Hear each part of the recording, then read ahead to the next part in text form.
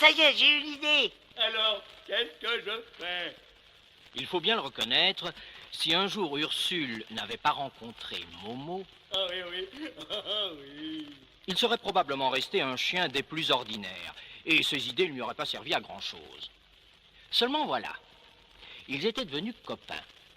Et depuis ce jour-là, Lorsqu'il faut penser, voir et commander, C'est lui.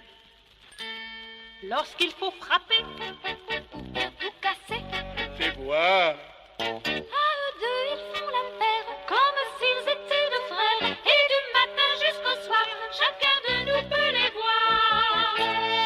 L'un marchant devant, le nez dans le vent, C'est lui. l'autre se traînant, calme et nonchalant.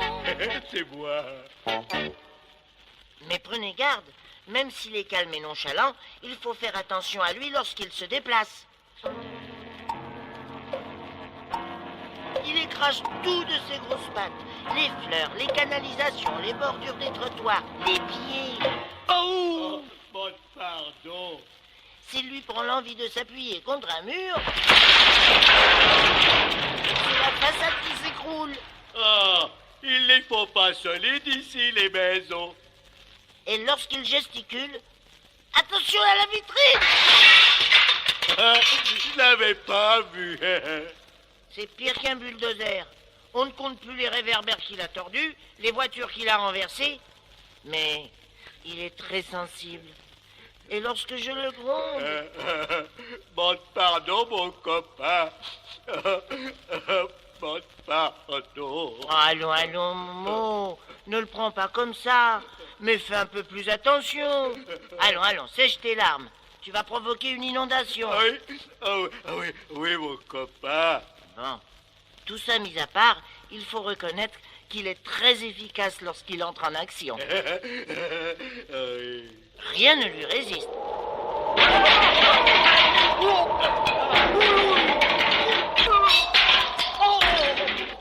Et lorsqu'il a terminé, une tornade est passée. C'était marrant, hein, mon copain? Oui, mais pas autant que le jour où le petit Joe s'était emparé du super multigadget de l'armée. Ah, rappelle pas. Ah, mais si, l'appareil qui pouvait se transformer en hélicoptère, en fusée, en aile volante. Ah oui, oh oui, ah la boum, ah, ça boum, boum. Oui, c'est ça. Ce jour-là, Momo m'avait pris dans sa patte et nous nous promenions tranquillement le long de l'autoroute en regardant les voitures qui passaient en dessous de nous.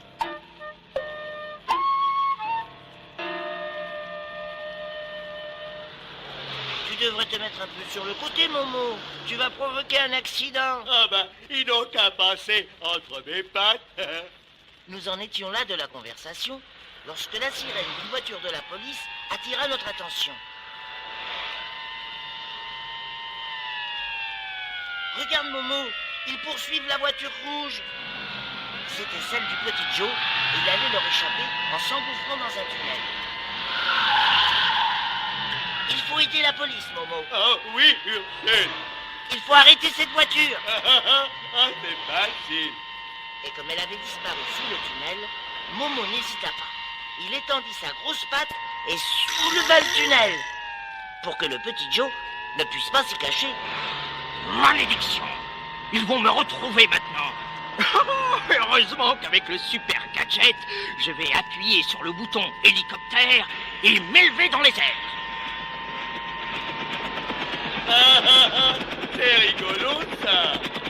De voir petit Joe s'envoler intrigua Momo qui le saisit dans sa grosse patte pour le regarder de Lâche-moi! Lâche-moi! Veux-tu me lâcher? Vous avez de la chance de ne pas être une voiture. Mon copain m'a dit d'arrêter une voiture. Allez, hop, vous pouvez y aller. Mais non, Momo, mais qu'est-ce que tu as fait? C'était lui qu'il fallait arrêter. Ah, mais je ne savais pas, Ursule. Il m'avait dit une voiture. Oh, Momo, tu n'en feras jamais d'autres. Regarde où il est maintenant. Petit Joe était monté si haut qu'on ne le voyait plus. On voyait seulement un petit point dans le ciel. Et à terre, la police, l'armée, tout le monde s'excitait. Alerte à toutes les voitures. Alerte à toutes les voitures.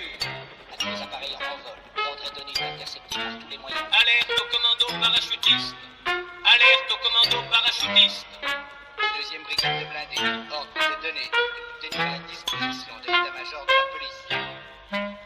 Il fallait absolument mettre la main sur Petit Joe et récupérer le super multi-gadget. Alerte à toutes les formations. Alerte à toutes les formations. Petit Joe vient de se poser au sommet de l'Empire State Building. Tu as entendu, Momo? Oui, mon copain. À toi de l'attraper si tu veux te faire pardonner de l'avoir laissé échapper. Oui, mon copain. Et m'ayant mis sur son épaule, Momo se dirigea vers New York. Plus vite! Allez, Momo, plus vite! Plus vite! Installé au sommet de l'Empire State Building, Petit Joe se croyait invulnérable. Ils m'auront pas,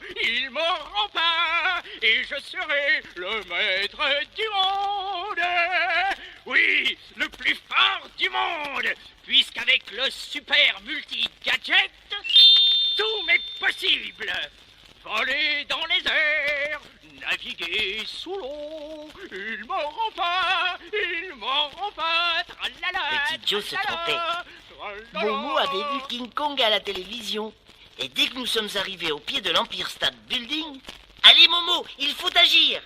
Il a entrepris de grimper d'un étage à l'autre jusqu'au sommet.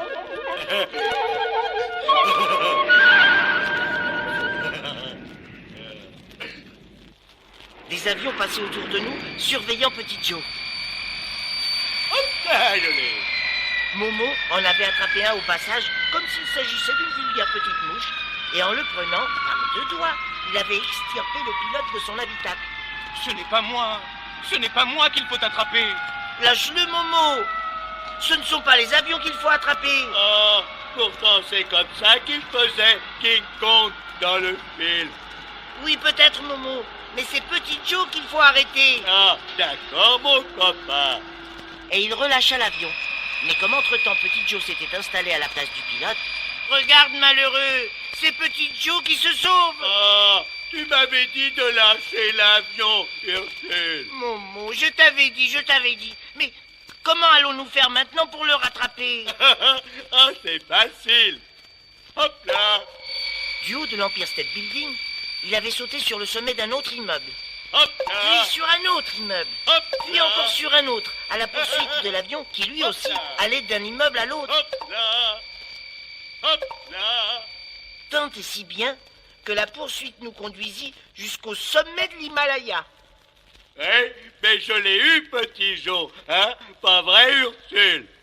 Oui, enfin, c'est une façon de parler, car au dernier moment, il a mis en marche la fusée du super multi-gadget. Et il a disparu dans l'espace pour ne plus jamais revenir.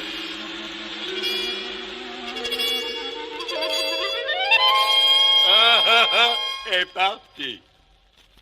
Il ne faudrait pas croire pourtant que Momo ne rêve que de bataille. Lorsqu'il voit une petite fille pleurer, il en est tellement ému. Oh, pauvre petite fille. Qui c'est qui lui a fait du mal? Oh, dis-moi, mon copain, qui il faut que j'étrangle? Et puis, il aime la nature, les petits oiseaux, les fleurs. Elles sont beaux. La mer. Oh, la mer. Dès qu'il la voit... Tu m'attends, mon copain. Je vais prendre un bain. Oh non, Momo! Non, non, non! Ne plonge pas, Momo!